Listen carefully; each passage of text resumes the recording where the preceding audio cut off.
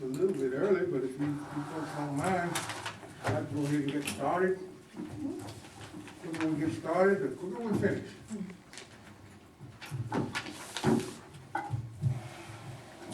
Well, first of all, let me welcome only one visitor tonight. He's not a visitor, So the public's not gonna show up after all? That's good. doesn't look like it. I was here to hold him back. Yeah. It doesn't look like it. But anyway, let us stand for a word of prayer, please. Father, we thank you for this day. We thank you for life, health, and strength. We thank you for taking care of all of us throughout the day. Our Father, we ask that you come and be with us. Bless us. Our Father, empower us to do what we have been assigned to do. And our Father, bless each and every one under this in this entire world. These and other blessings we ask in Jesus Christ's name we pray. Amen. Amen.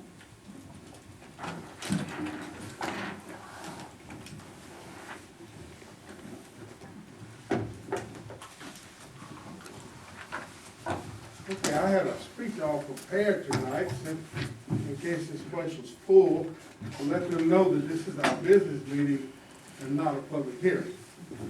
So, but it doesn't look like I have to do that, so that's fine.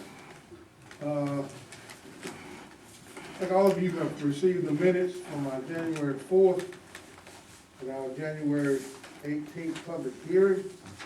Do I get a motion to approve those minutes? I'll make a motion to approve. Second. Been moved and properly second that we approve the minutes of our January regular meeting and our January 18th public hearing. Any discussion? All in favor, aye? Aye. Any opposers? So our minutes have been approved. See, we have no old business at this time, but I do want to mention now that I want to add to the agenda just a little bit, and I sent out an email, and I should have had pressure to put this on the agenda, but I have asked our county attorney to come tonight to talk to our board and to answer any questions that we may have. There's been a lot of questions as to what is our scope, what should we be doing, what can we ask, what we can ask, all type of questions. So I thought that he would be the appropriate person to come, simply because if something happens and the county commissioner does something and there's opposition, then he has to defend it. So who else better to be able to guide us through this process? So after we finish all the rest of the business, then that will be turned over to him. At this point, we will go into, could you please tell us what rezone request that you may have? Yes, sir. It's Amy Cole is requesting to rezone her 6.54 acre property from A1 to RR to subdivide 2 existing homes. The property is located at 118 Scogan Road on map 30, parcel 160 in District 3. Okay. You have your paperwork in front of you that shows this whole rezone, and of course the public hearing will be on the 15th of April. February. Will there be, is there any discussion on this, or do we need to go to our next one? Any confusion or any questions you have for our zoning administrator? So it's basically just separating 2 houses. It is. It's a daughter and father, and the daughter, Amy, is wanting to refinance her house, and so she's needing to separate it from her dad's tract. Oh, so they're already existing homes? Yes, ma'am. Oh. Any other discussion on that one? Are there separate drives for both of these properties? I couldn't tell from, No,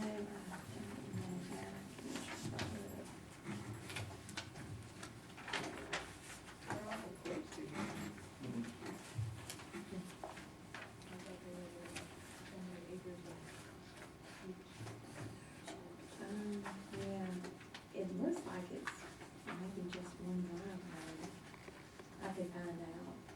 mean, I plan on going by as well, that was just my only question, I looked at it because it said something about 6.54 acres now due to road easement on the copy of the plat that was in the packet, Mhm.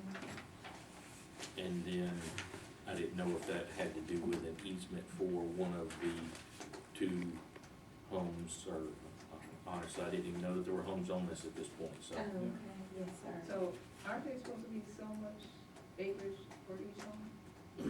It is, and that's why they're wanting to go from A1 to RR, so that they can, you know, cut 2 acres out for the existing house, and then the remaining part will be on her dad's. I'm gonna say, cause they look awful close. Yes, ma'am. So, I would ask that all of us, can we have time to visit the property so we can have a better understanding about everything as to what we're looking at and what we're talking about. Another question I had, obviously then, with the parcels, I mean, they're gonna meet setbacks and those type things for They're that, when, willing to check, oh, sorry. No, go ahead. They're willing to, make the boundaries work with our setbacks. Father and daughter have no reason for animosity. This is totally for financial issues with the refinance. Wherever we tell them that they need to lay the line, they are more than welcome to those, you know, requirements. Right now, it is a shared drive that these off. But if we required them to put in an additional one, the Coles would be more than happy to comply. You know, if necessary to make the rezone. And if y'all do go out there, they have English bulldogs, are super friendly. They'll come running up to you wearing a tinkle, because they'll get really excited to see you. But it is, just to answer that, it is one driveway that these, we can have it, or that they're willing to meet all current setbacks with zoning as well. Sorry to get off track. Well, they actually have to meet all setbacks. Yeah. They have to meet them. Yeah, yes, sir, that's right. I'm glad they're willing to, because Yeah, they yeah, have it's to. step one, just be willing to do. Any other questions on that one? If not, our next one. Okay, Mr. Dan Wynn is requesting to rezone his 178.31 acre property from A2 to A1 to build 20 poultry houses. This property is located on Hudson River Church Road and Jotham Down Road on map 21, parcel 12 in District 2. Okay. The applicant said that his intent is not to build all of them at one time, but that he would like to have permission to build them as he goes. He does not live on this property. He actually resides on another property that has about 18 poultry houses, so,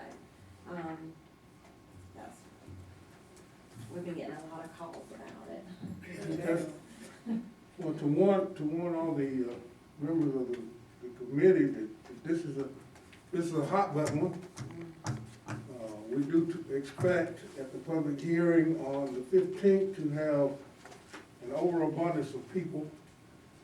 Just for information, I have talked to several people and have decided that this room's not gonna be big enough.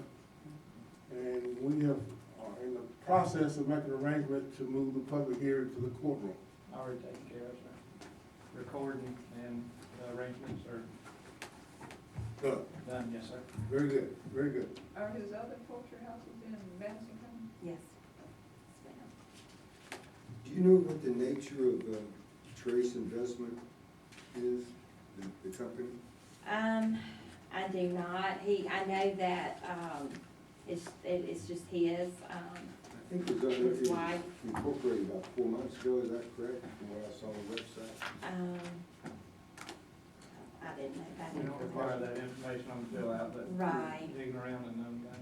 Now, I have another question. There was a poultry house, the former owner was planning on putting poultry houses in there, but they were some sort of particular poultry house. You're talking about the egg hatchery back of some years ago, yes, and they were, denied because of the public outcry. And that was on about 2007? Yes, sir.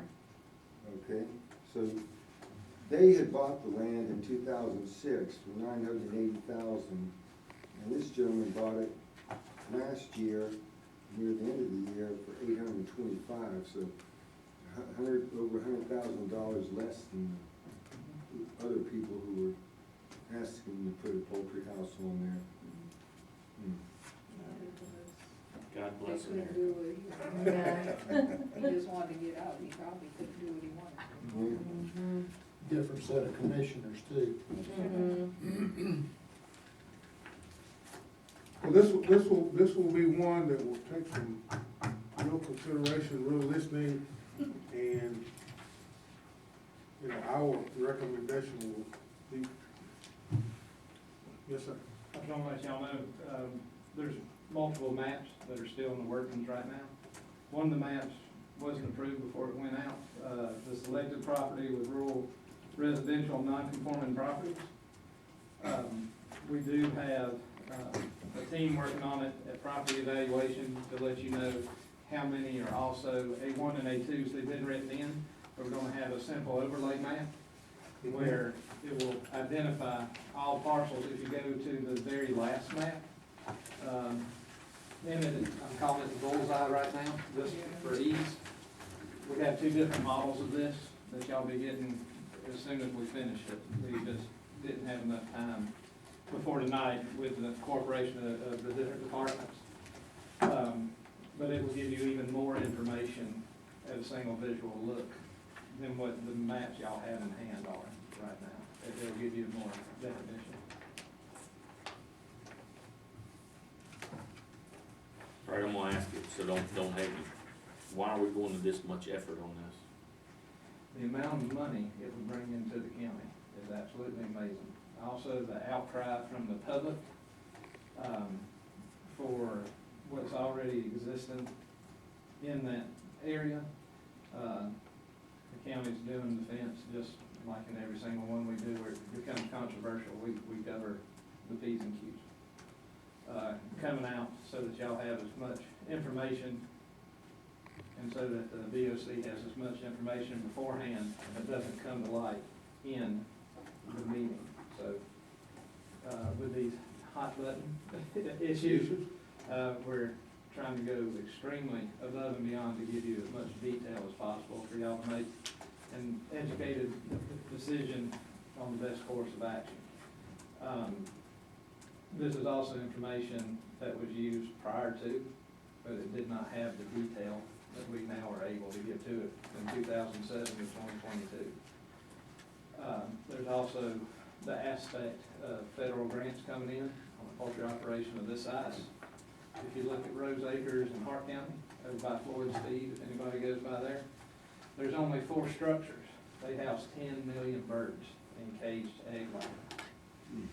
The money that the USDA and FEMA brought in to assist with roads was exceptional in the county. And that's one reason why Floyd runs those feed trucks all the time. That's no explanation. So there's aspects that were overlooked because nobody knew where to look for them. So our knowledge of water table, aquifer filtration, poultry quality, state standards through GDA from the time from 2007 to present have changed vastly for the safety of the community around the farm and to help the farm increase money. In 2007, they were going to be what they call layer hatcher houses, which are sometimes considered granddaddy or grandfather chicken houses, where they keep them for longer because they're not looking for production, they're looking for that line breeding that they want, where these would be feeders of what you buy in the store. So they wouldn't be there for quite as long. They'd be looking at, depending on the company and depending on the breed, Ross 31 versus Ross 33, 24 to at most 30 months, instead of looking at 4 to 5 years housing, and that's going between clean outs where that smell and the water quality there's a lot more detail now for this issue to support agriculture than there's ever been before. And so, with the same people that are wanting to do the outcry, there's more information we can give them to help them understand what's the pros are gonna be, just not the cons, but what the pros are gonna be as well. Well, I'm sure that they're gonna have a lot more information for us as well. Yes, sir. And some of these questions that are answered in the simple math, as well as let y'all know, were questions that have been sent to our department, not only from commissioners and board members, but from the public that they want answered. And so, part of our job is to give y'all the answers for their questions before it arises. On that specific map, are we taking into account Jackson County then? I take it about the concentric circles there? Yes, sir, because Or, they. Franklin? Franklin. Franklin County. County. Franklin Yeah, County. you can always see my phone. We are, because if they come into consideration of roadways, they're already passing through Franklin County where we have no say to bring feed in and out and to get to the interstate in the quickest possible manner. I guess I was just for clarification Yes, sir. aspect, we're talking about a number of houses, Yes, obviously, sir. we're trying to show that there are existing, but to somebody who doesn't live here in the county, Yes, sir. nothing they can do about it necessarily at the same Exactly. time. So I just wanna make sure I was understanding the data correctly. Yes, and we can narrow that down to where we only show Madison County. No, I just wanna make sure I understood what I was, Okay. I saw you had a You're copy of correct. it last night, and so I wanted to make sure I was understanding it properly. Y'all are anytime welcome to come by my office, we can do it. Okay, and you have one question about, this particular, not the same thing, but it was denied in 2007. Yes. Is there information available to us as to why? What went down? Public opinion weighed on the elected officials. Well, I understand that. I mean, there still had to be a reason. No, that was it. We can pull the 2007 file and email you Yeah. copies Exactly right. of that rezone, that time. Okay. I think that would be helpful to us. You know, I mean, I don't deny what y'all are saying, Oh, yeah. but that's what it was, We can pull it. but I'd like to see it for myself, Yes, sir. you know, because Didn't recognize your voice. that's not just Sorry. somebody saying. Yes, sir. That's no I think I'm problem. singing bass this weekend. That's right. So if you all could get that for us, I'd appreciate it. We'll work on that tomorrow. Yes, sir. Just a couple quick questions. The address given for the plot is, the land is in Hudson Rivers Church. It also, abuts, John down the road. Do you know which would be the principal entrance road? Judging from their rough sketch, and this is totally, just me looking at it, nowhere near what they set out, I believe it would be Hudson River, that they would come out onto. With the way he has the 10 houses, if you enter on the left and then 10 at the back, because of state waters and having to create bridges over them within the farm for the trucks to travel. And this If will it be, was me doing it. this will be something that we'll be able to ask the owner at the public hearing as he makes his presentation. And that kind of explains why he's put them aligned along the edge of the lane as opposed to in the center, Yes, sir. farther away from the people. Yes, sir. Christopher, is there anything at the state or federal level that will require additional, requirements, I guess, for this operation being 20 houses, being as big as it is? Disposing of birds, water, air, whatever, is there anything that It we will need to be be concerned with? The same qualifications, dealing with when it gets to 20 houses, we then switch over to an animal unit. I know Terry can back me up on this, where we were talking about CAFOs per animal units. Depending on how many are gonna be in each house, and depending on the style it is.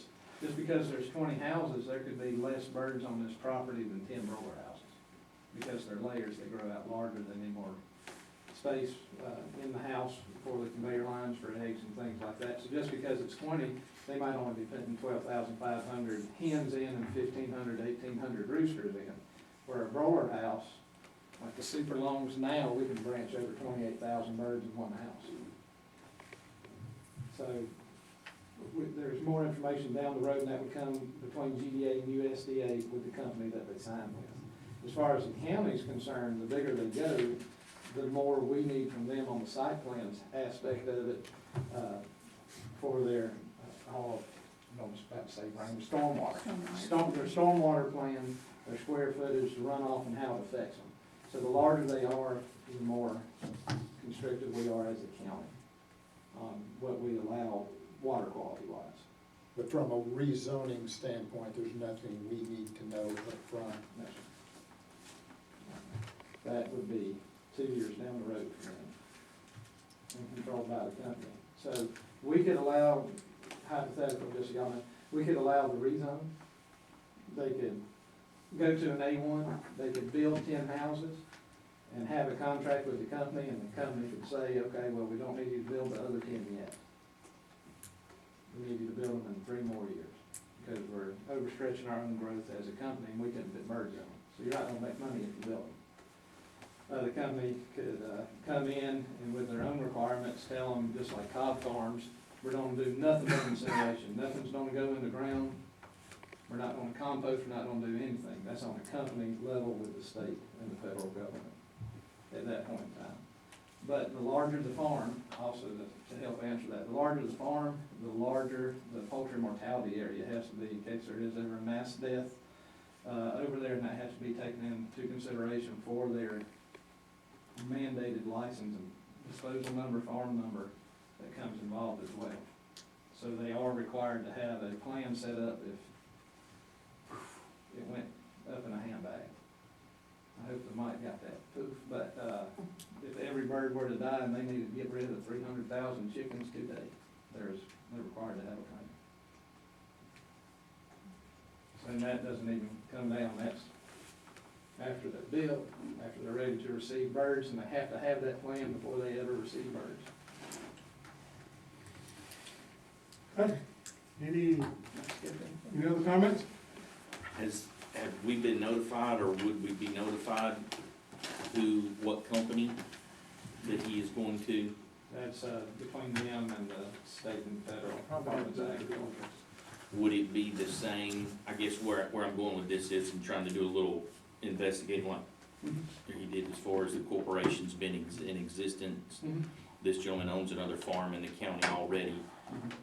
Just putting 2 and 2 together, the way that Currently. okay, and would that be a representation of what we would expect on another farm?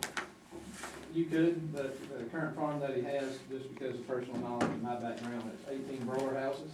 It's the largest broiler house operation in northeast Georgia. He's been covered for years. He even had a mass death where we put 500,000 birds in the ground within inside of 24 hours, and he was set up to take care of it in the proper zone where he could do it, where it would not affect the waterways. And that's done at the state level, not at the county.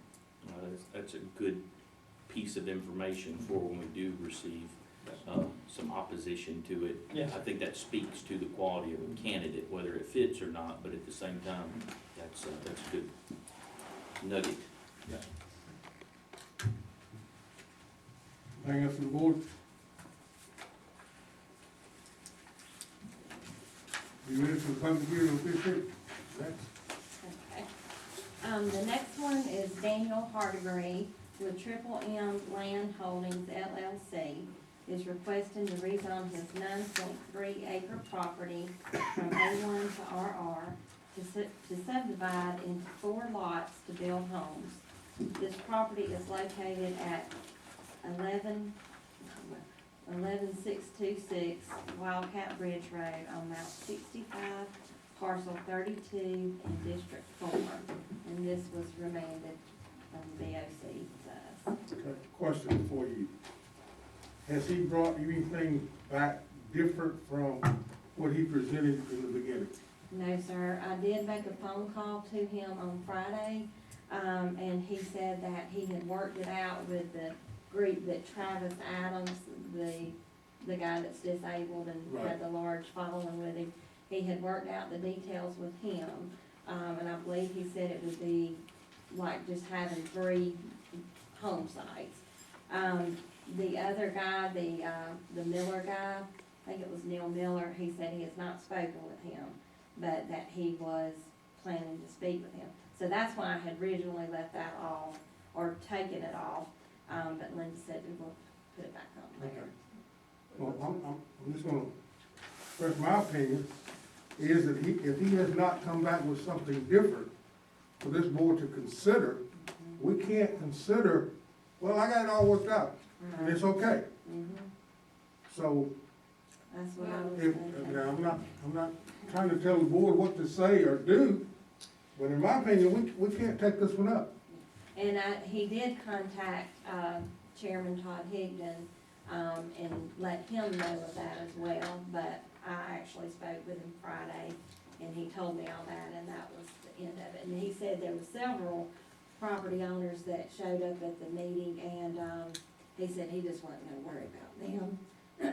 The Neil Miller was the loudest one on that side, so he's not, you know, not trying to make an effort. Well, until he comes back with something concrete or different for us to consider, I don't see why we can take it up now. I'm opening it up for the board to. Well, he's bringing back the same layout.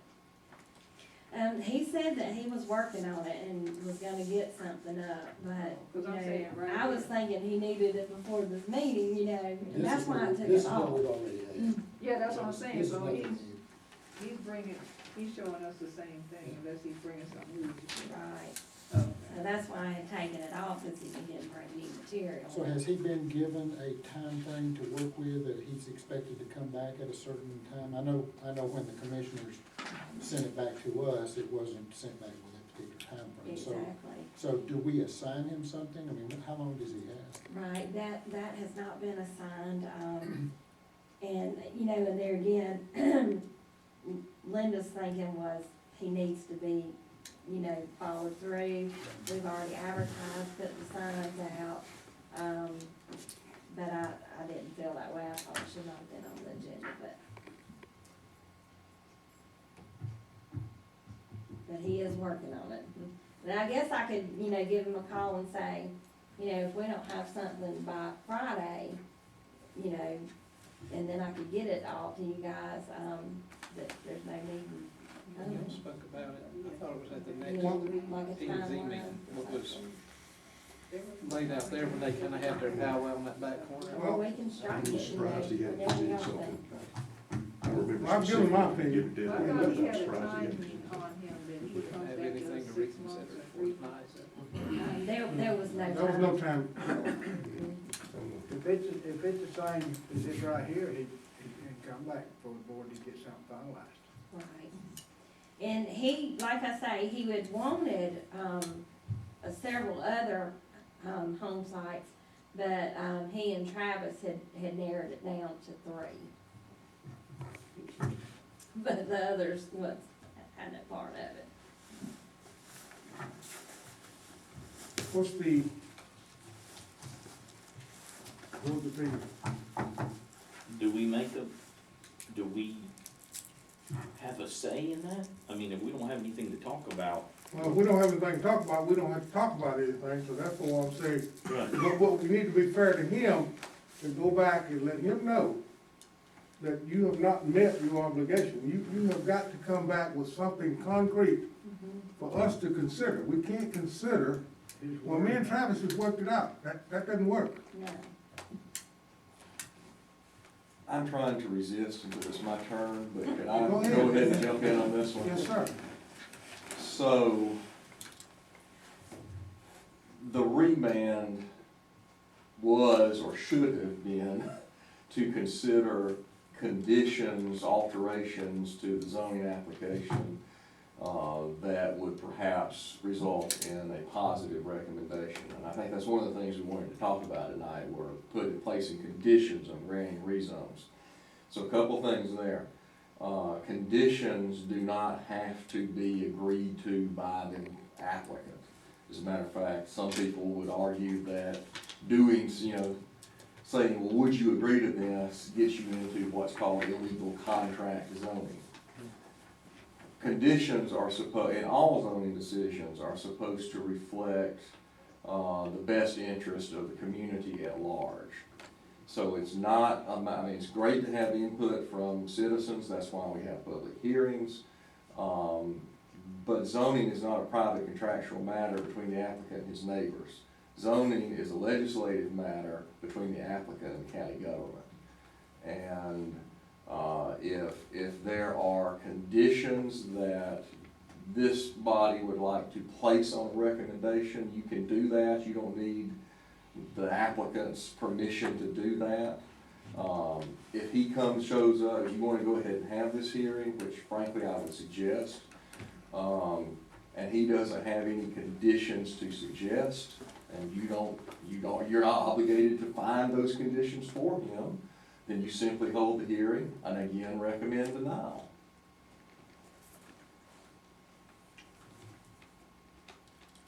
So long and short of it, we did right by continuing to have it on. Correct. Good recommendation. From my side, I wanna make sure. When something comes back to us from the commissioners, is it usually this open-ended without any instruction? Since we are a recommending body and we're not Right. supposed to necessarily explore and do their job for them, we're just recommending. I'm sure it probably has happened, but it's been so infrequent and so long ago that a remand has happened, I honestly can't answer your question. It does not happen very often. And I would think in that same vein, yeah, there would be some direction of, okay, well, now we've heard more about the concerns, we think there may be a way to resolve them, we'd like the planning commission to look at those and figure them out. But again, the applicant has some part in that as well, so. Okay. I believe the commissioner's instructions to him were sent, he offered to work with the neighbors, since they were opposing, the number of parcels that he wanted to divide this thing. And he was instructed to go back, try to work out a solution with them and then come back to us. And Well, was it supposed to be a verbal, or was he supposed to have something written? Because verbal, him just telling us, I mean, we don't know what he got worked out. Well, again, you're not basing it on neighbor, you're not mediators. It has nothing to do with that. You need to look at the standards of, that are in chapter 14 of the zoning ordinance, which are an expanded version of the Gould factors from the 1977 case from the Georgia Supreme Court. And those are the standards that govern whether you recommend denial or approval. And sure, if neighbors have things to say, then you look at that list and say, okay, there's something in your favor or his favor. But ultimately, you're not mediating a private dispute. This is government legislation. Okay. Terry, you want to make a comment? Well, just maybe shed a little light from the commissioner's perspective on that one. And I'm not saying we handled it right or wrong, or we probably fumbled it. But the thought process behind the remand was, rather than us legislating to him what he could do, for him to hear the complaints, or hear the concerns, and come back to us with a proposal that was more palatable. And that way we wouldn't have to be the ones, we or y'all, wouldn't have to be the ones to condition him or tighten some screws on him. Yeah. If it had been left to the commissioners that night, one of two things would have happened. He would have gotten a denial, or he'd have been limited to 3. So that may not have been fair to him, so out of I guess, an abundance of caution and trying to be fair to him, to give him the opportunity of having heard the concerns, to try to address them rather than let us address them for him. So, now we may, and Mike, we need to give some guidance on that, but that was the reasoning behind that solution, or that action. Okay, thank you. Since we're where we are, I would take the recommendation of Mr. Pruitt to carry on and let him bring back whatever he brings back. If he brings back nothing, then we have no choice but do whatever. He brings back something different, then we consider it and then we make our recommendation to the Board of Commissioners. Do we give him a deadline of when to be back? Well, his deadline is for this public hearing that's gonna be on the 15th, because he's on the public hearing agenda for this month. Yeah, I mean, it would probably be appropriate for Tracy to give him a call between now and then and let him know if you have the same proposal, you're going to get the same result more than likely. Right. But that's his choice. But just- Business, we did establish a deadline, right? Well, the deadline, Well, I mean, for him to have it set up by the 15th? yeah, I mean, we'll schedule it here. I mean, if he wanted to call and say, I can't do it that quickly, he could have called and asked that it be postponed, and you probably would have done that, but that's not how it played out. So. Yeah. He's very nonchalant about it, very, I can't. And then that gets into other things of how long can he delay bringing it back without having to reapply or resubmit? And there are, and so in the zoning ordinance, there are a couple of provisions that always worry me, and I can look at them specifically, but basically, once one body makes a recommendation, the other body only has 30 days to act on it, or it's automatically deemed approved. So that's another reason I recommend you go ahead on the 15th. I don't think you should get in the habit of letting more than 30 days elapse. We've already learned something. Thank you. So when I make the call to him, do I just tell him we need something on paper as a new layout? And should I say, we need it by this Friday, or we need it by the meeting date, the public hearing? What would I need to do on that? Well, I would, this is just my opinion, I would ask for it to be maybe by Friday or Monday or whatever. Okay. But he definitely needs to be here, he needs to be here, and he needs to have all of his paperwork in order by the 15th of the public hearing. Yeah, I mean, again, there's no deadline in stone, it's just common sense. If he shows up here with it in hand and passes out, he runs the risk of these members saying, you didn't give me time to examine this, I have no choice but to vote no. That kind of goes into something we're trying to set up now, since we're all here and it's, I guess, an open forum, and kind of, we would like to be able the Friday before each of the P and Z meetings, to be able to gather our packet, and that be the deadline. And then that way on Friday, we're able to send it out, y'all have a weekend to take on what's gonna happen that Thursday, or if it's something continuing on. Monday, address us with anything that we need to take care of in office, to have the most accurate current thing available for them come Tuesday. Does that make sense? So, I would like to Now, the know, application's complete, but we don't set the hearing until the application's Yeah. complete anyway. So But what's this interim deadline? After it's completed, before, like tonight, if I'm getting remanded back, or beforehand, we'd like to send it out the Friday before the meeting. To have everything into the office. Yeah, so you're just talking about this odd remand situation, yeah. To where they have that weekend before the vote, or Yeah. before this, to address it. Candidly, short of putting that in the zoning ordinance, I don't know that we could enforce that. We could certainly suggest again to the applicant, if you don't have it to us by Friday, We can't there's a guarantee it's chance going that to- we're not gonna be, that the P and Z is not gonna have a chance to review it beforehand, and that could negatively impact you, your choice. So that's why I was wondering if it's something we should consider putting in. Yeah. For adoption, for them to where Yeah. everybody's backside. I hesitate to take us any further down this remand road. I can tell, I'm just trying to make sure we cover, from our side of things. Sorry. I did have a question that's regarding our Friday things. Would you, as a board, like me to send the applications as I do them? Or would you like me to just send them like at the end of the week? Like if I take in 3, I'll just send all 3? Or do you like me to do them as I go? I have an opinion. Terry and I talked about this already. I think it's best for the commissioners and us for you to pretty much stack them up whenever the deadline hits to have them in or whatever. Send us everything at one time instead of the piecemeal. Yeah. Maybe it was done that way for a reason to begin with, I don't know, but I I would prefer to get them all at one time. That's just my opinion. What the rest of you, Would, I agree. would that cut into the amount of time that we would have to look at the property? Maybe by a day or two. We're just saying that if we receive one on Monday, we wait until Friday to see if we get any more in during that week. Send them on Friday to y'all at one time. But you're requesting just to send them all when they're done before the Yeah, deadline. it is, to me, it's just confusing to get, you know, 2 today and 2 more 3 days from now, and Dates get mixed up.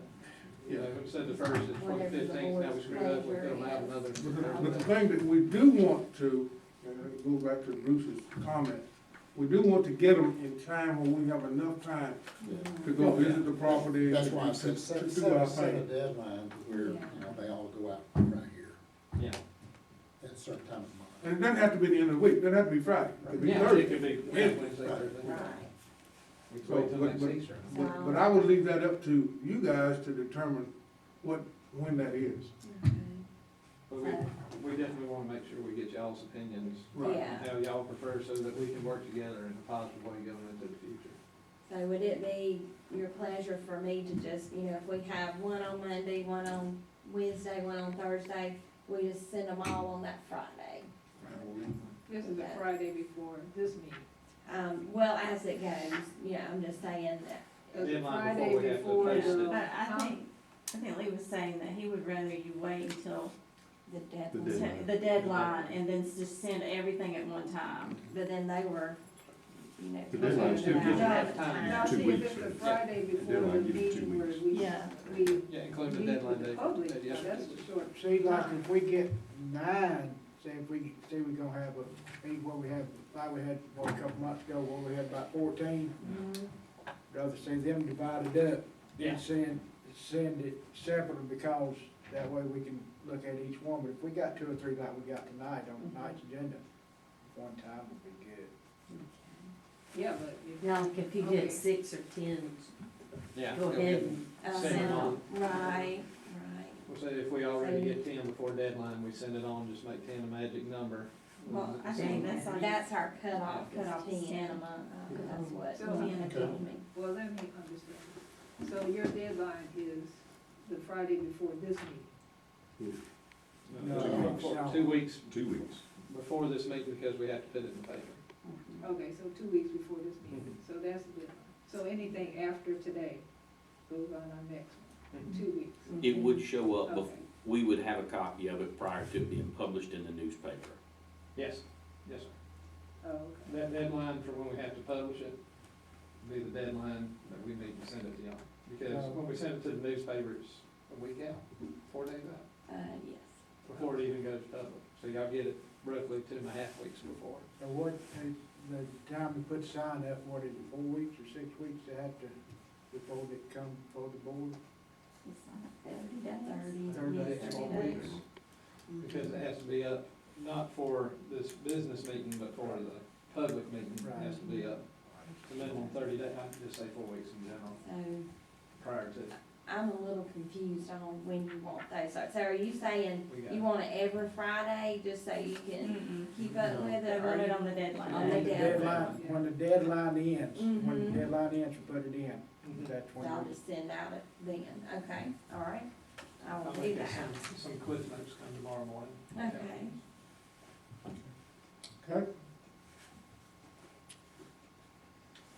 Is that all the rezone we're gonna face, We have one more for Daniel, cause he has got 2 tracks that he's wanting to do, so I can read that if you want me to. I wouldn't think so, I think We pretty much. we understand Daniel's situation. Yes, sir, yes, sir. Times 2. I think we understand this situation.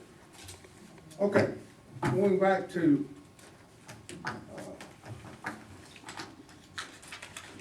what I had announced at the beginning of this meeting, that I had asked our county attorney to come in and to try to clarify some stuff for this board. The board has been asking me a lot of questions that I have no answer to. I'm an expert on this. lost myself at times. So, he has graciously agreed to show up tonight, and we're gonna handle this as open the floor as to, if you have specific questions about zoning and how we should be addressing certain situations, the floor is open to do that. Now, you may wanna make some opening statements or whatever, you know. Nah, I jumped in early already, I'll shut up now. Let y'all know. One of the questions, I'll start it off, one of the questions that we've been asked, or that specifically Cynthia has asked me, what questions can I ask in a rezone? Let me You know, turn- what is my business and what is not my business? Well, let me turn that back around. What concerns you about, what in your mind is a question you can't ask? Okay, let me give. Go ahead, you do that. Let me give an example, because we had one, well, this is just general. Like, we had one that came up, he was going to do add-on, to his company. And, we wanted to know, I wanted to know, well, what company, I mean, what was it, what was it? Is that the one The last month? manufacturer, Is that the one last month? yeah, That's that's, one down in Industrial Park, I think. Yeah. Talking about the height. Mm-hmm. It's in mine. Accident. yeah, he was gonna, going to have storage for other companies. Mm-hmm. And I wanted to know what kind of companies were you gonna, you know, rent out to, what kind of storage were they gonna put in there? You know, what would the company be? Would they have like, you know, you don't know what you're storing in those storage stuff. Well, how would that affect your decision on the vote? Well, that's what I'm asking, because in future, if it's somebody that's, some kind of waste product or something,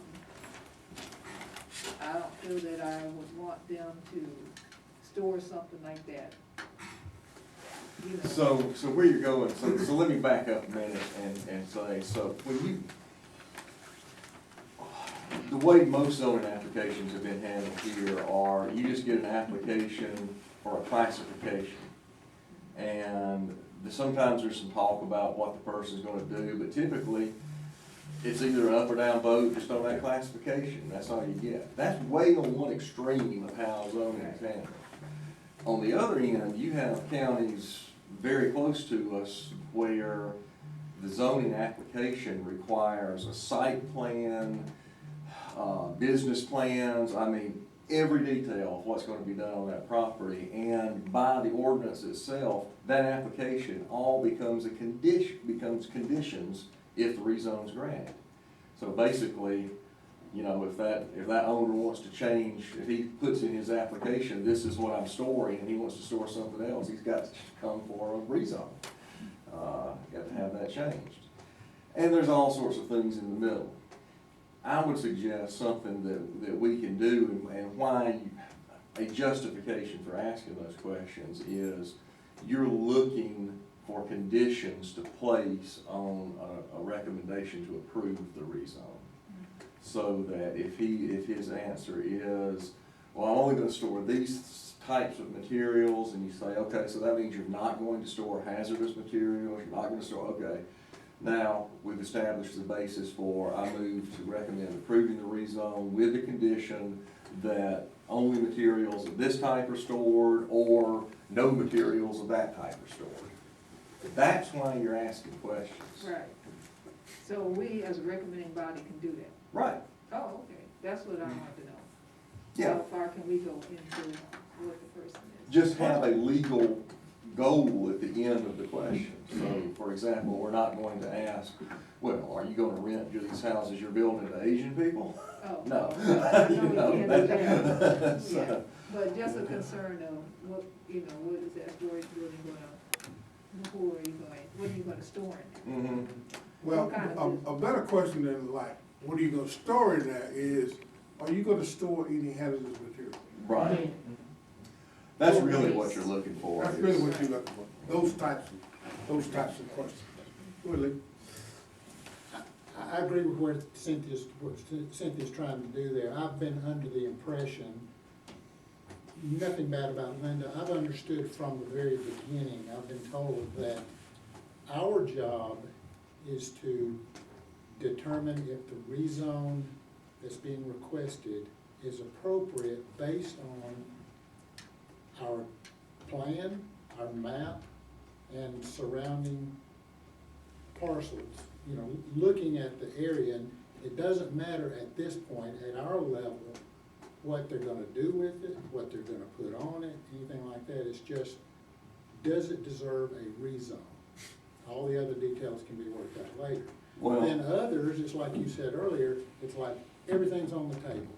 And I know people come to the microphone and they'll ask about, you name it. And, you know, we're kinda expected to have some answers, but I just think, and you talk about extremes there, so I'm trying to find out what is our scope?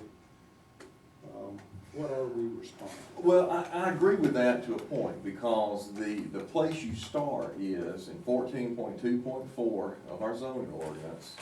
There are 17 considerations listed. And those are the things you're supposed to consider. So, but I doubt there'd be any situation where those answers wouldn't change depending upon the details of what the person wants to do there. So, for example, all right, let me state this 14.246. Will the proposed change adversely influence living conditions in the neighborhood? And I'm thinking back on when I litigated in Oconee County, when the private waste transport business built a place out, some of the place out on the highway. Some of the neighbors were concerned about noise and light. So, will the proposed change adversely influence living conditions in the neighborhood in that case? Well, it certainly could. I mean, if that place is running 24/7, and there'd be diesel trucks and dumpsters banging and lights on 24 hours a day, that's a problem. But if you restrict their business operations and you have a conversation with them so they don't, you know, they agree this is not unconstitutional, limiting their ability to make money to certain hours of daylight, then now suddenly we have a condition you can put on that approval that changes no to a yes. Does that make sense? Makes sense to me? That answer your question? Yeah. I have one. I've been told by, or not, in discussion, this was actually with the commissioner, he says if it's A2, and somebody wants to rezone it to A1, it meets the conditions of 5 acres and what, all that kind of stuff. It's none of your business what he's gonna put on it. And I said, that can't be. Right. That can't be. Simply because everything is just Well, done. if you take that approach, then where we've often been, which is, all right, you just asking for an A1, and I'm going to assume the absolute worst of what you can do within the limits of A1, and that's what I'm gonna base my decision on. Seems to me that's unfair to the landowner. It is. It's unfair to everybody. Yeah. It's unfair to the community, it's unfair to everybody, because you need to know what's going to be done in that particular operation.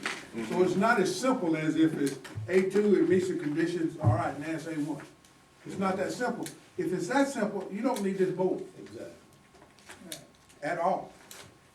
You're just wasting county time and money. Mhm. So again, that particular way of looking at things to me is just, I don't know. yeah, so you can look at it that way, but I think you're hurting the applicants if you do more than anybody else.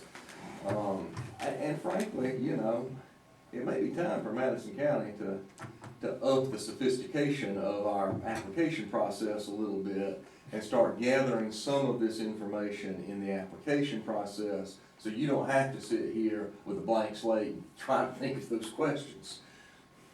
And with our new operating system, that we're trying to get the online for the permits and the zoning and the code enforcement and the 911 numbers, that's something that will allow us to Yeah.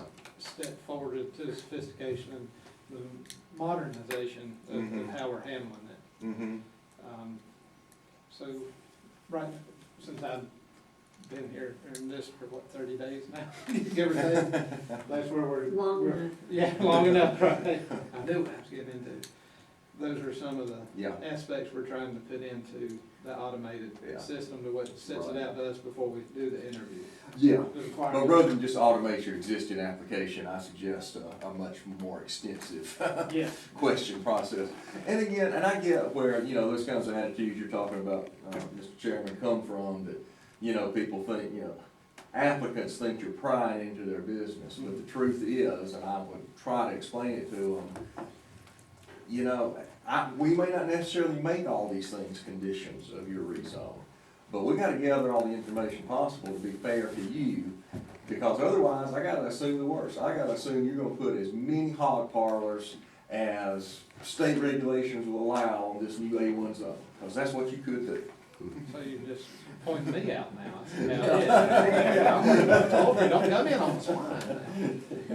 But no, where that's going with that application process, the ones that we're choosing from those questionnaires, Yeah, we're okay. based off that national system. Oh, that I we get got the you. pulling from, it's just not the state of Georgia and just not what they're building from us. The people that do the program are based out of Louisiana, and they cover all the way to Washington State and Maryland. Right.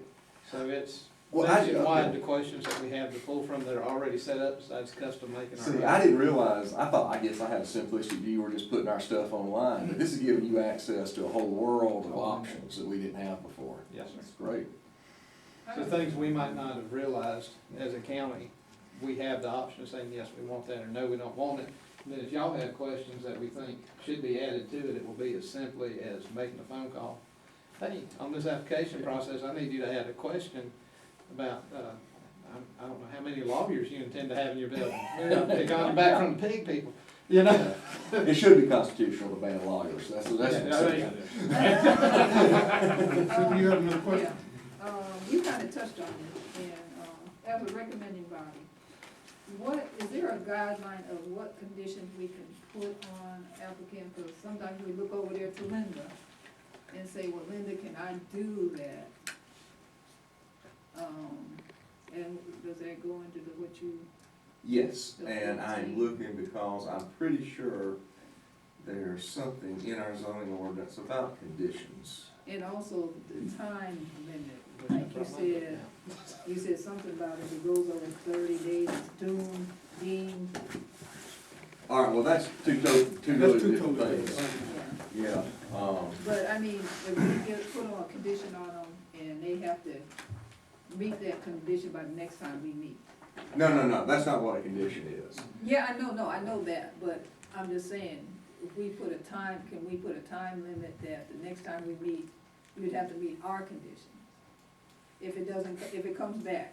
No, Oh, okay. I'm confused, those are Oh, two See, different I things. think I think you're talking about two I think different she's things. gonna do The it around conditions he's remake, talking but it about seems is like- the Oh, conditions okay. that you put on a rezone. Right, Yeah, forget this remand thing. Once you put a condition on a rezone, there's no reason for a time limit for them to come back to us. If we put on a condition for a rezone, That's neat. then that condition either gonna be passed or. I mean, a simple condition is, I've got 20 acres, I wanna rezone it to R1, and you say, approve on condition, you can't put more than seven residential structures. okay, Here, that's a condition, that's got nothing to do with time limits. right, The time limit he was talking about is, say like we have to, prove it tonight. right. They got 30 days for the commissioners, the board of commissioners to prove it. That's right, that's what I was talking That's about, what that's got we're nothing to do with conditions. That's just, in the ordinance, it says that once you vote, if you vote to approve it, the board of commissioners has got 30 days to act on it, and if they don't, then it's deemed to be approved. So that's why I don't like getting more than 30 days in between meetings and Okay. votes. But you was going to show us where our conditions, Yeah, I'm looking for it. Are you looking for the conditional standards? Well, I'm not sure, and there's also, and don't get it confused with conditional use permit, because that's a Oh, different yeah. thing. That's a Yeah, we that's a try to call that special. special use to distinguish it from conditions on the grant of a rezone. You're way back. I know, I didn't mean to act back, I meant back.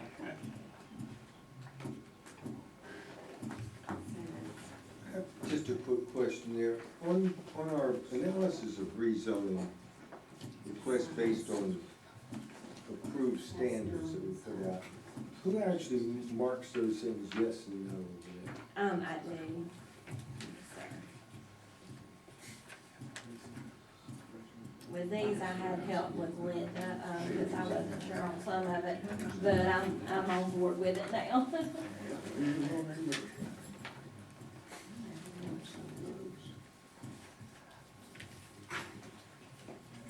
I may have to get back to you, and if I can't find it here, it probably is gonna be in the MDI training that Christopher's talking about getting for you. Because that's actually the section I did of the MDI training when I did it 15 years ago, probably different now. But if it's not there, I'll pull that out, I can send it to y'all, the chapter I wrote for the seminar on conditional If you find zoning. it, I've got access to it. We'd appreciate that. Okay. Okay. Okay. If you can get that to us. All right, will do. That's the only thing I'm finding, and ours right now is about postponement. which We doesn't got fall questions? with this. It's, still digesting. I guess at the most basic level, Mike, what is our charge? Not, we've been really granular here, but the overarching for this board being recommended, I can tell you, in going to the gentleman that I serve at his pleasure, it's come almost as if I'm part of discovery for him. But what would you say, from a legal mind, what is our charge? Well, it's the same charge as the Board of Commissioners, and most places have a planning and zoning commission, but it's not legally required. So you're just a helping body to look at this once and help define the issues for the Board of Commissioners, I think. But I think as far as asking the right questions, that needs to become part of our application process. It sounds like Christopher's well on the road to that. So then when it gets to you, you're already gonna have most of that. You can ask, hopefully you just, like a judge, you just have to ask a few more questions that maybe you haven't seen answered in the written materials that are in front of you. And then you go back to 14 point. 6:30, conditions of permit. Hang on, I'm on something else now. The, You go back to that list of 17 questions and decide if the rezone should or shouldn't be granted in light of those. Okay, so this is, I mean, that is, Okay, but that's just the way. okay, this makes it more easy Thank you. to understand. 14.2.4. Yeah. I mean, that is the, 14.2. 14.2.4. I think that's right. Yeah, that's it. 14.2.4, that is the heart of everything you do. That's where you should start and end. Everything else is just little trying to help you get to that. Right. Okay. Does that help?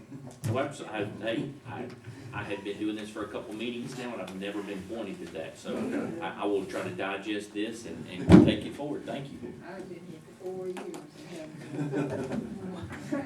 Sir, I have a question for you. Yes, sir. Are there any cautions that you'd give us, in, for example, if we wanted to talk to the applicant directly as a commission member?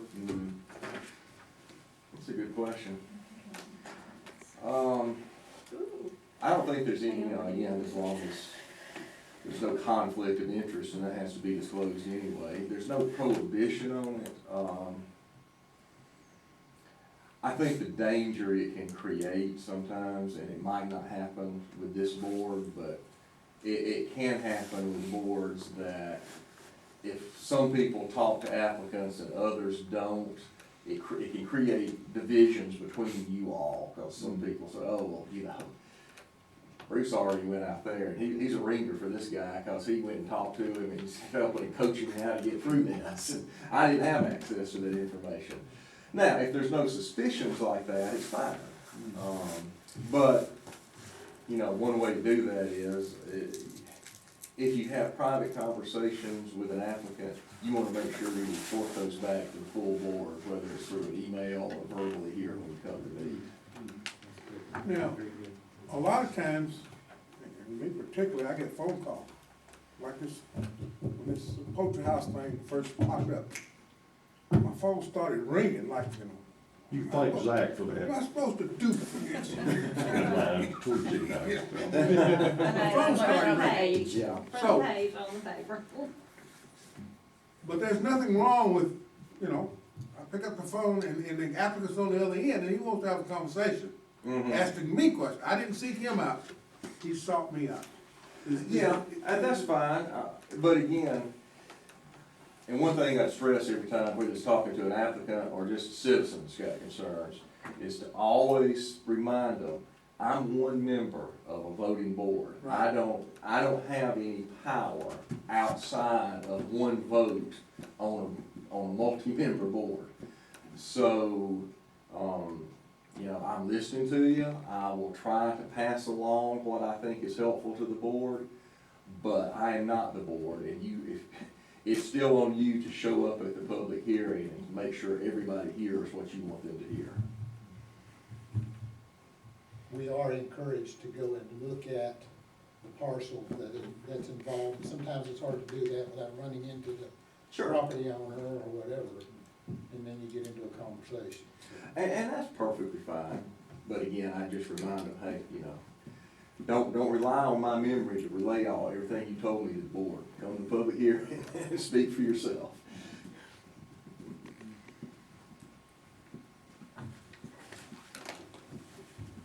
Okay, I have one.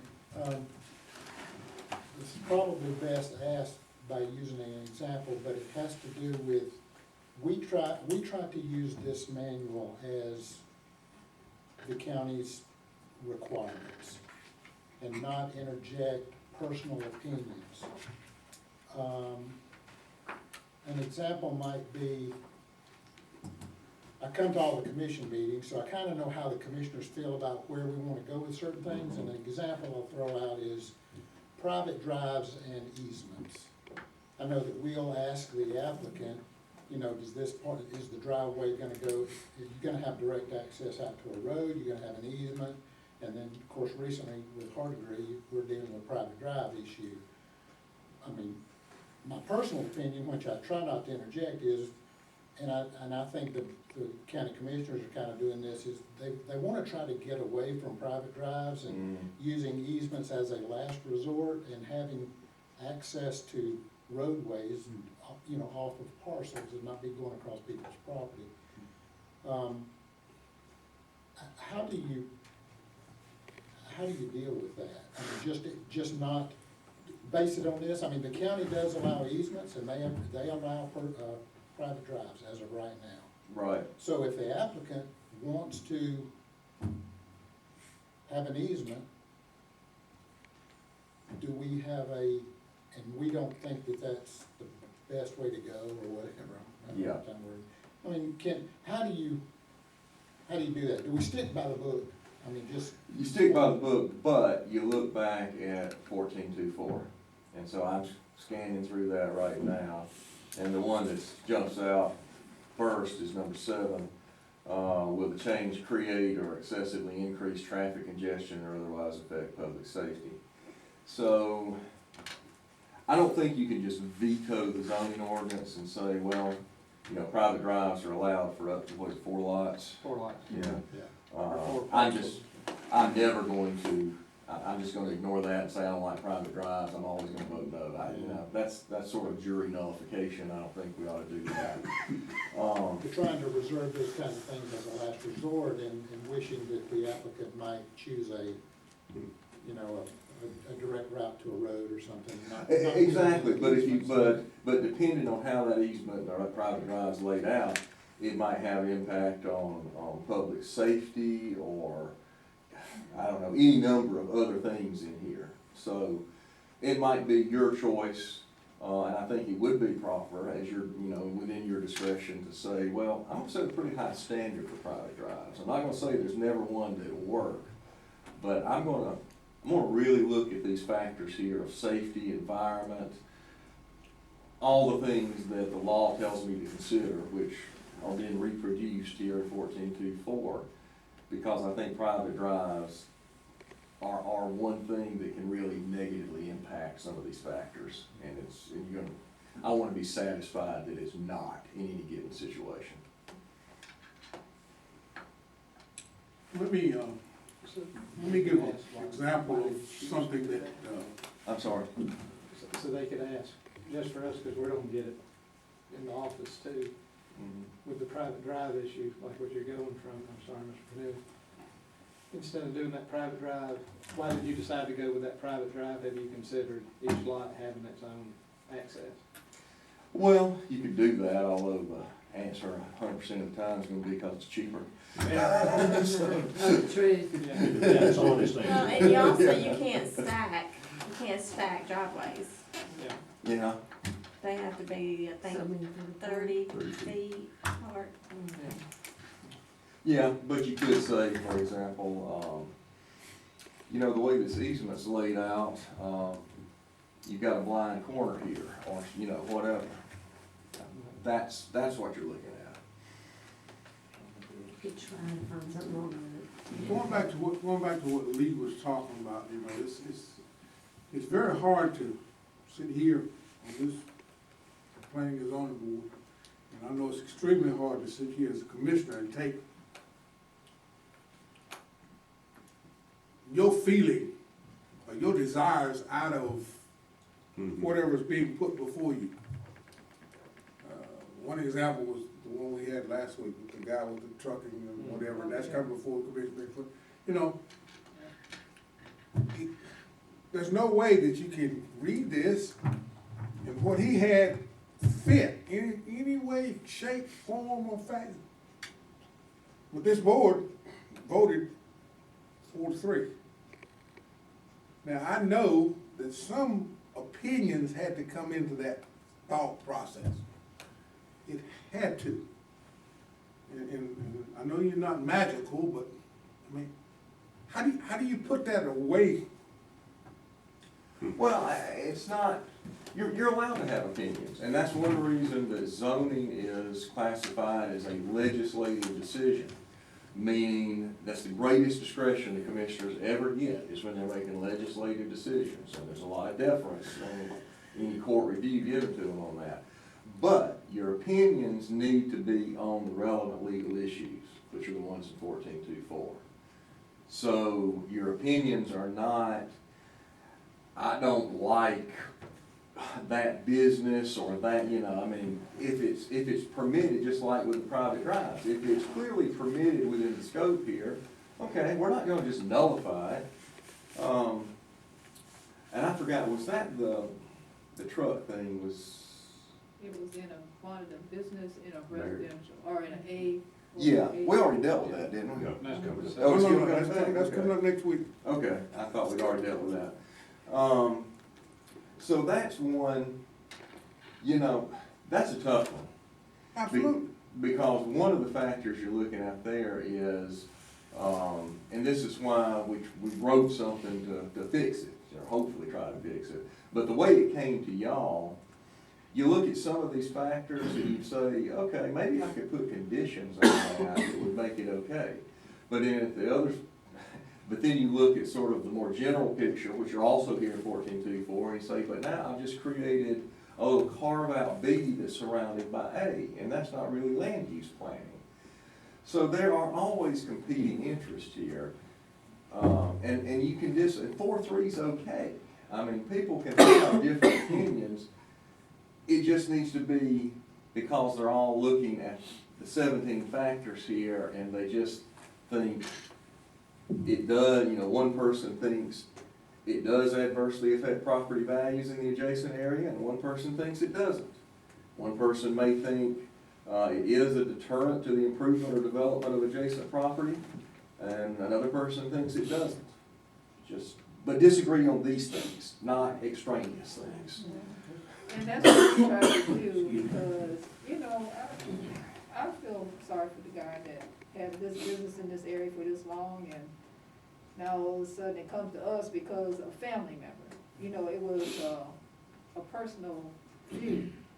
So it comes to us, but, so we have to look at this. But, you know, and we even tried to find conditions, but it came down to strictly, okay, I'm looking at this and there was no way I could see. Right. But that was just a tough one that we found. We tried to do conditions and, Occasionally, those are gonna happen. I mean, we don't wanna rewrite the ordinance for every situation, but sometimes you run up on things, and I think that was a perfect example of, by the way, zoning ordinances can be rewritten in one of two ways. Either what is permitted or what's prohibited. And ours is written in terms of what is permitted, with the implication being, if you can't find it on the list as being permitted, then it's prohibited. And that leads us probably more to rewriting it sometimes, because this was one where we looked and said, well, you know, there probably isn't a good way to allow that here, but this is gonna be a recurring situation. It's not just for this one time. This is an agricultural county, and there's probably a need for some agricultural type businesses in ag zones. Let's send that back up the flagpole and get the ordinance changed so that we can deal with those in a consistent way in the future, which is exactly what happened. Okay. Well, I kind of apologize for bringing that to the forefront tonight, because I don't want the issue to be solved tonight. I mean, that's gonna be dealt with next week, but that's a perfect example of one that this board struggled with. So we're trying to understand, you know, how are we supposed to approach it? You know, Yeah, so there's no first question, we struggle with it. So the first thing I'd say is struggle with it based on the factors here, but, so occasionally you're gonna run into those things like that where you say, you know, this isn't just a one-time struggle. This was likely to recur, and it doesn't have a good answer, so let's look at amending our zoning ordinance to fix this. 14.2417H, conformity with or divergence from the future land use map. Yep. Man, I'm so excited. Yes. Amen, brother. With these factors right here, I've always understood that, you know, Tracy or Linda fills out their form, yes, no, based on these, and it's not for us. But these That could not be more wrong, and I understand how it could appear that way, but these factors are derived from zoning court cases where the courts have said, these are the things that are relevant to us in deciding whether the decision was made right or not. Again, sort of starting with that Gould case that set out 6 of these, that's now expanded to 17. So this, yeah, I mean, your zoning administrator is doing a first run through for you, but that's all it is. It's ultimately your decision on the recommendation, and ultimately their decision on the ultimate answer. That's where we garner our latitude, but this is the foundation in which that we utilize to get that. Exactly. Perfect, thank you.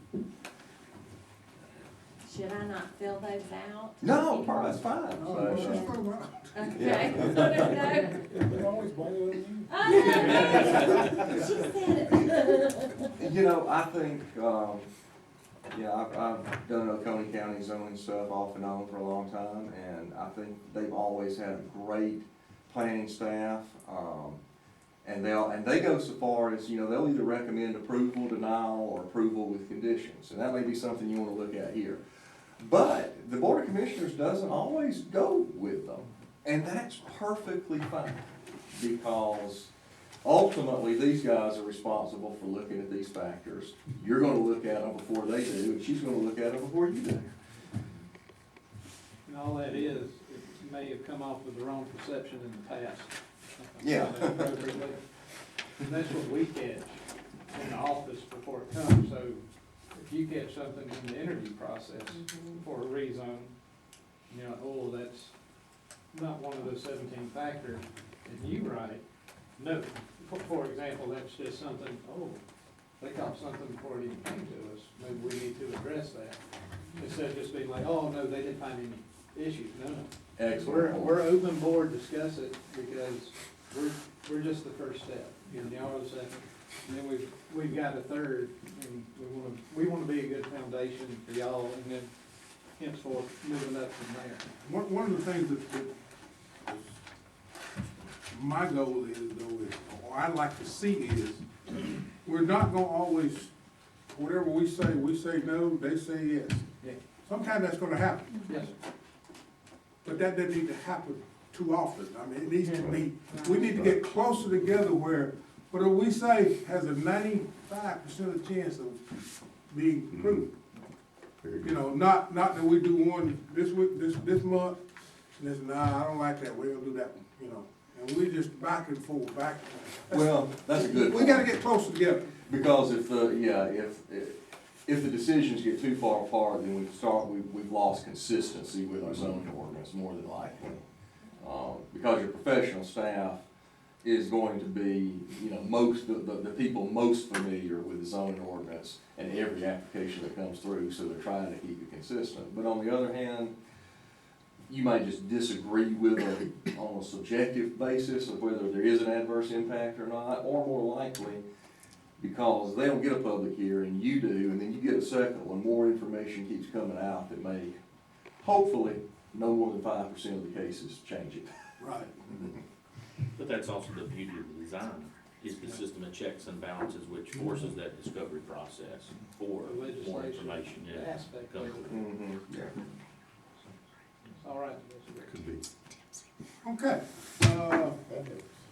I had one question I probably should have asked earlier. In one of our agendas, it had something about a plat for Madison Preserve. Yes. And something wasn't met with that. I'm just asking out of total ignorance, and maybe I should have called you. No, that's okay, and in fact, that was one that I had not had any involvement in, but Linda, Abe called her and said, we want this preliminary plat to be approved. So she asked me to put it on the agenda, but he never brought it in, so I was just told to take it off. And we have not heard from him since. So what does that mean, I guess, on top of it? I mean, as I build my bank of knowledge, when I see those type of discrepancies come through, what does that mean for that project?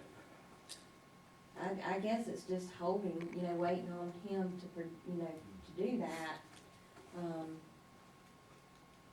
I don't remember, was there a deadline, or was there a date discussed by which he would have it back? Okay, okay. It was pretty So much, it's he on hold wanted us until to then. approve this Right, prior right. to. She Was said that yes. Was that a zoning decision or a preliminary plat subdivision? Preliminary. Preliminary plat, okay. I would have thought it should have been in hand before it was put on the agenda. You know, moving forward, it will be, I believe. But Linda had just talked to him and he said he's got everything worked out, but he didn't bring it. Yeah. Won't be running into Mr. it. Chairman, I got one question. Now, the product that this body sends to the Board of Commissioners, what is that? Simply the package, with a yes or no from us, or any sort of justification of how we came to well, that? what happened is that I appeared before the Board of Commissioners on their first meeting of the month and try to explain what we've done here and give them our decision to approve or not. Now, And then they hold that public hearing. at that point, if we had talked about conditions, would we bring that up? That'll be in your Yes. vote, so the product of this body as a whole is going to be vote to approve denial, vote to approve, vote to recommend approval, vote to recommend denial, vote to recommend approval with conditions, and a list of what those A list of conditions those are, conditions. which will be in the minutes. Then Chairman Scott's gonna be there to explain what the discussion was here that led to that vote.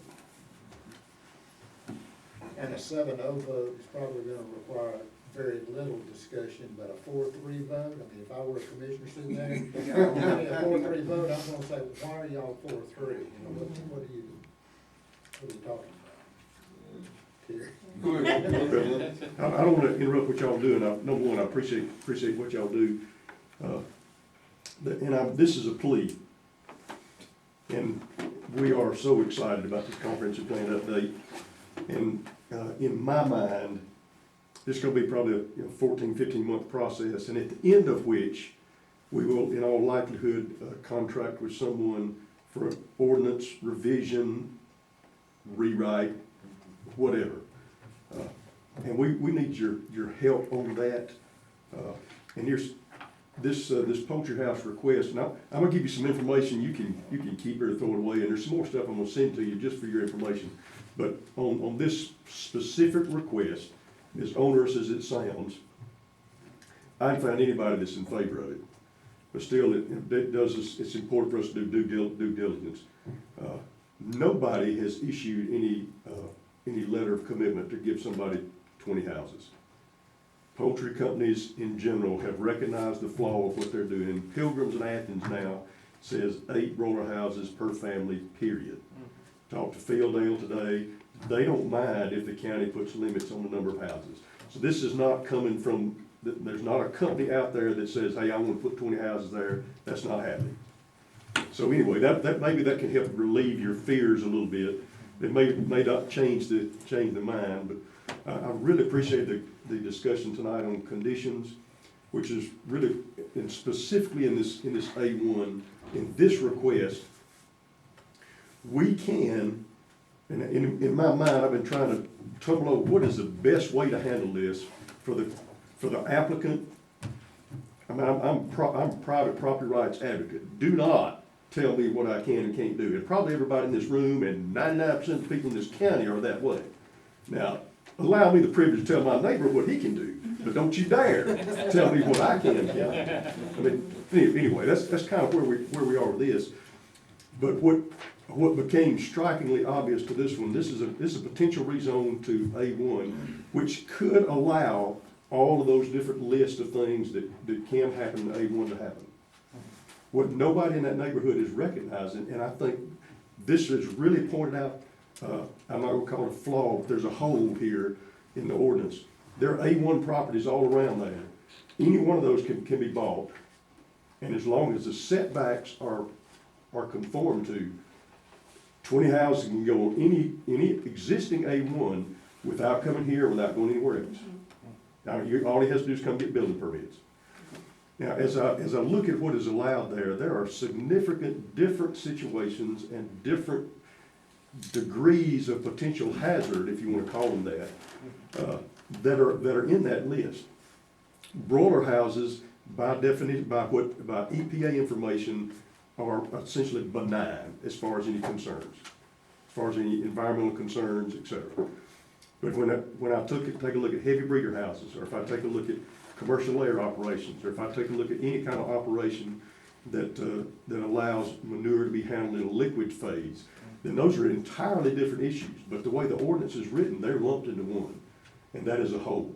Ooh, yeah. That is a whole, and we could handle this one with conditions. I mean, we can fix it. We can, and Mike could give us some guidance on this. It's I think a pretty sketchy thing for us just to arbitrarily say 8 houses, period. I mean, I think we gotta have some foundation for it. Correct. And I think there may be some groundwork out there to allow us to do that. But, again, anything on that list goes anywhere there's an A1. And that is a whole. In other words, we could have so many broiler houses per acre, or so many layer houses per acre, and so many, whatever, how many types are there, 3 or 4? You know, there's a dozen different possibilities. And like I say, when you cross different management schemes, then really the manure handling is where I draw a significant difference. Agreed. Because when you get into liquid manure, that is a whole different regulatory ballgame, and that's where you have potential for environmental concerns. That's where it just really ramps up. And when you Can't get even into, spray it when you without get into permit. stored, It depends. like in a commercial layer houses that are, I mean, it's called a high rise, where dry litter is just dropped in a basement to be moved out periodically. That is entirely different potential, and nuisance not the right word, anyway, there are different potential for results from that than are broiler housing. And same thing with heavy breeder houses, where you have just pure manure that is laying there for a year's period of time. That's where you have potential for flies and those. But anyway, our ordinance is wide open. Anywhere, any A1, anywhere in this county that happened, that could be happening and jot them down, like I said, we could draw conditions for this one. But if it's A1 anywhere, then that happens. So we need to look, 20 years ago, when this was written, probably wouldn't have been a big deal. I mean, 6 house farms were the norm, but now with a 10 house or 12 house sort of being the norm, and with the different types of management schemes required in manure handling, we need to look at doing those differently, so we can, whenever these issues come up, it just creates divisiveness. And whatever we can do in the ordinance to handle that prior to creating a divisive situation. And it frustrates me that an issue has to come up for us to recognize it. And it's, Like a good condition would be if you have to have a barn to hold your manure for 6 months while it ages before you put it on the fields. Would that be like a condition that they might wanna consider doing to allow a man to have poultry houses? What are you gonna do with the manure? Well, then you run into the application, and I'm sorry if you wanted to jump in. No, on this one. Moisture content, to type, to feed content, to whether or not it went through a heat cycle in the house before it came out, to what the internal temperature was for when it was spread for good bacteria growth. That opens up a trapdoor, Pandora boxes, where then each farm would be independent based on each flock that comes through. I mean, didn't USDA go around and build all these barns for the farmers? But that was that option, that it was not required, it was a cost share option. Right. Some farmers couldn't afford to cost share on it, or didn't qualify because of family size or mean income, and it wasn't the primary source on Was the that property. the intent of the barn though, was to let the manure? No, it wasn't for the manure source, it was for the compost aspect of it, to have the manure ready to add to the Okay. compost. Excuse me, I understand we're in this discussion, but we're not gonna solve all of them. I'm just bringing up conditions, Today. might be a way to, I do understand, but Can I read you this? Here's the answer to Colonel's question. The power to zone land for particular uses necessarily includes the power to prohibit a particular use or to impose reasonable conditions upon the use in accordance with purposes to be accomplished by the zoning.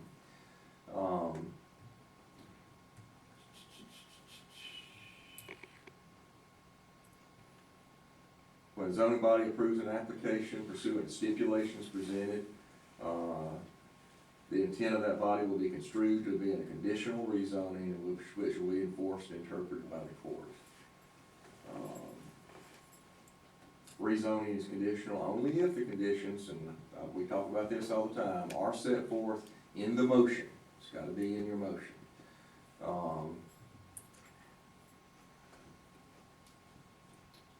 Zoning conditions are generally invalid where the zoning board is motivated to allow the change by the conditions offered or proposed by the rezoning applicant, so that the rezoning is granted as a consequence of the conditions rather than an exercise of legislative discretion. So that's where we get into that contract zoning thing. And again, I think that's solved the same way our surrounding counties do, with a better application with more detail. another sidebar to the conditional use stuff. Not conditional use, Yeah. conditions on Conditions on rezone. rezone. Yeah. It's, how to track them and how to enforce them. And there has not been a mechanism to this point that needs to be established. yeah, that was one of those things that we had a lot of discussion about. Well, if we put this condition on, who's gonna enforce it? Yeah. Who's gonna track them? You know, so therefore, is that condition legitimate? Can we put it on there if we can't enforce it, or we can't track it? And I guess the answer to that would be no, because it has to be enforced if that is a part of the condition. Well- Now, who's gonna enforce it? You're kind of in the same spot I'm in sometimes there, you know. you answered the question within the law. I can answer the questions. I can't run this place for them. Mhm. And you can't run the place for them, Right. so. Right now, that would be my second. That'd be Chris, yeah. Well, currently, we don't have a way to do it with the new system. We possibly could have a check update that, then coincides with the tax commissioner and property evaluation. There's checkpoints come involved, but then I've got to get everybody automated on one system. Well, Yeah, but I don't working know why our it's way so there, much but harder not to there. say, to enforce that only permitted A1 uses are being done on this A1 zone property versus only A1 permitted uses. Plus, there's a condition on this one, they can't operate past midnight. And then you have to take them in good favor, rolling back to the campers. You need to be off this in 30, well, why are you on me instead of all these other folks? Because we can only address one at a time, and we can't verify that it's not gonna pop back up as soon as you. Right. Well, I know we used to, I don't know if the zoning side still does, but if there was a conditional use put on a piece of property in our zoning book where it shows the map, the parcel and the zoning of it, The master book. yes, the master book. You know, we changed the zoning if it's approved, and we put down what year. You can always put that it was, you know, the conditions were blah. So, We have a record of it, but no way to Right. constantly go back and check. right, but I guarantee you, the public know there's conditions. They are going to let us know. They will, Yeah.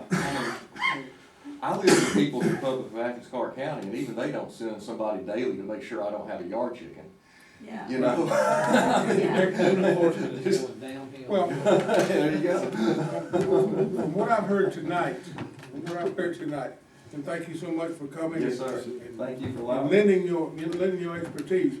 But from what I heard tonight, this board, you got your work cut out for you.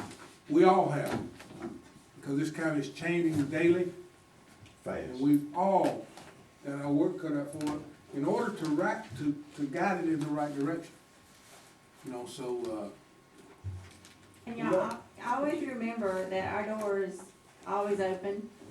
You can call us, you can come by, ask questions, you know, anything. Bring donuts. Bring donuts. I'm not gonna require you to bring donuts. Usually I don't have time to eat a donut, but, I mean, our door's always open. Let me mention one thing about that other, that poultry house application, and that rezone request to A1. Our current A1 minimum is 10 acres. I think that'd be part of my rethinking process. That needs to be substantially larger. And I'm thinking 50 acres wouldn't be a bad idea. Same number in my house. I was thinking that if you were gonna Well, see, rezone if I look it has at- to be 75 acres. If I look at, it's never been more than 35 35 for was PCFD at one time, and A1 was 25. Yeah. If you look at that parcel that's under question, 178 acres, I mean, in my mind, how do you tell somebody with 178 acres that he cannot go to A1? But here's the reality. Current A1 minimum is 10 acres. That's 17 potential A1s. And each one could have, ever how many chicken houses would fit on it. absolutely, I mean, there's a So, lot yeah, of that's- things that can, That's just a hole that as I've thought about this, and I've recognized it's there, that Take your parcel. we need to be thinking about that hard. Without what you have getting too said greedy. to us is that there's a lot of things that we need to consider changing. Right, But right. like I say, without getting too greedy, because I'm very grateful to this board for, you know, for whatever reasons, the time is right, and this board has finally gone forward with a real comprehensive land use planning process. That's gonna have to be followed by a real comprehensive zoning subdivision Yep. overview, which probably would result in a unified development code where those two things are combined. Because, yeah, we can find patchwork things that are wrong all day. Oh, yeah, We absolutely. find them, they're already here. We got a Yeah. list. Absolutely. All right, I think we've kind of been here for a while, speaking of horses to death, but I get a motion to adjourn. Sorry, who seconded? Uh, Who seconded? I got one first. Tiffany Phillips. Yeah, It's been seconded. All in favor, aye? sound terrible, sure. Meeting is adjourned. And I would get late at night.